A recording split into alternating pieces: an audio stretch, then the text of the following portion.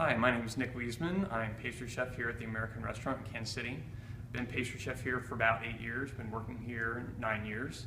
I started as a line cook and then got moved over onto pastry and just kind of started self-teaching myself and playing and doing kind of pretty much whatever I want, and I'm still doing that now, which is why I like it so much. It's just free reign to do anything and feed people dessert and make people happy.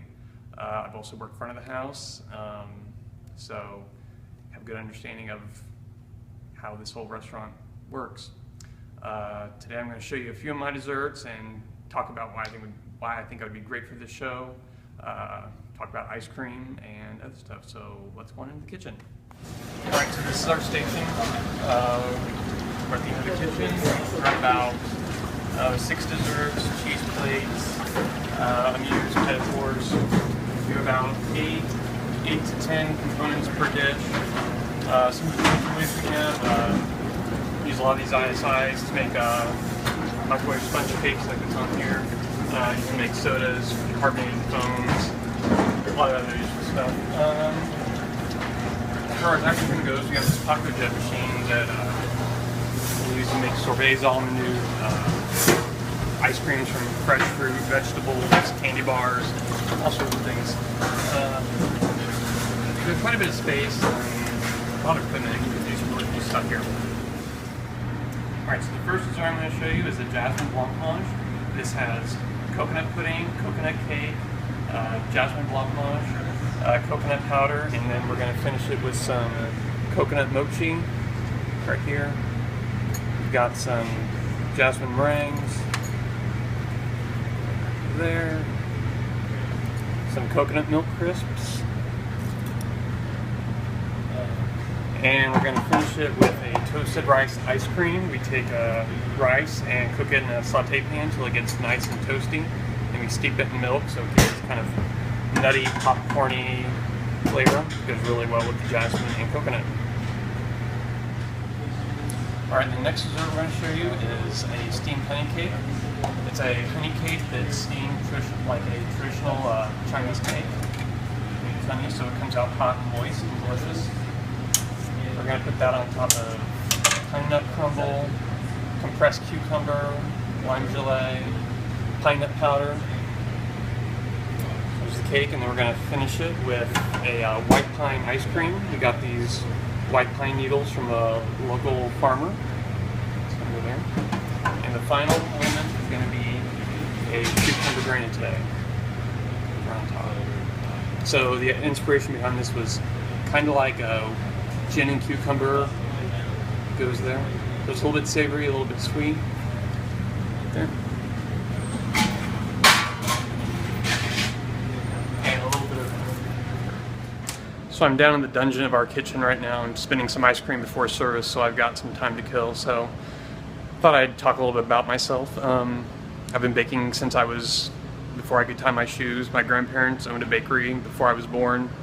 So they would come over and do some projects with me, like they'd make pâte à choux with me when I was a toddler, or they'd let me make meringues for the top of lemon meringue pie. So I got into baking when I was at a really young age, and it's just always been something that I've done for fun. It was a good outlet for creativity. I started going to traditional university after high school. I went to Truman studying linguistics, and I just kind of got tired of having to do research papers and everything, and needed an outlet for creativity. So I transferred to culinary school and learned how to cook on the hotline, and eventually jumped over to pastry. I like my desserts to be whimsical and playful, and easy for the guest to approach. If it seems too weird or too strange, they're not going to be as inclined to try it, but if it's something that they can get behind, they'll order it, and once they taste it, they'll be amazed and glad they did. And it's going to be experienced. Every bite needs to have a different texture, a different flavor. I hate desserts where you're just like constantly, it's the same thing, like I'm eating cheesecake, I'm eating cheesecake, I'm eating cheesecake, but with one of mine, it's like, oh, I've got a bite of this, and over here, here's some ice cream, and then, oh, what's this crunchy thing, and here's some cake, and it engages the guests and keeps them interested the entire time, so that by the time they're done with it, it was an experience, and it's something they're going to remember because it was so engaging. One thing that all my desserts do have in common is that they all have some sort of ice cream or sorbet or gelato on them. I think if you're coming to a restaurant this nice, you expect to have some ice cream on it, along with all the other components. To me, ice cream is not the main focus of a dish. I usually have between 8 to 12 components per plate, but to me the ice cream acts as it's something complementary. It balances it, whether that's like a salt ice cream on a dish with lots of chocolate and nuts and caramel. It's that, or something acidic to cut through a really fatty dessert. It's just and it's another texture. I mean, the cold, the creamy goes with things that are crunchy and hot. So I mean, to me, it's an integral part in any composed dish. So since this is a show about ice cream, let's talk about ice cream. I'm down here in the freezer to tell you about all the different types of ice creams I've done in the past. Let's begin. Brioche, bubblegum, burnt milk, burnt sugar, cajeta, cake, cinnamon toast, cornbread, garam masala, graham cracker, grilled pineapple, horchata, olive oil, pandan, parsnip, poppy seed, pretzel, rum and coke, sarsaparilla, sea salt, sesame, shortbread, sweet cream, Thai tea, tonka bean, black truffle, white truffle, violet, and much, much more. But what about vanilla ice cream? Not in my kitchen. Yeah! Yeah! Yeah! Yeah!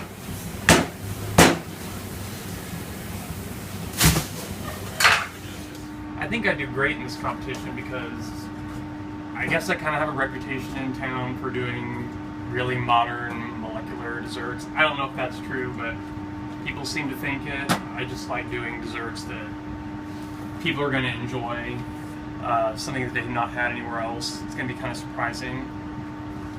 I like it when people think they're going to get something kind of simple and familiar, but then it goes out and it completely blows their mind, and it's not at all what they expected, and it leaves a really memorable impression.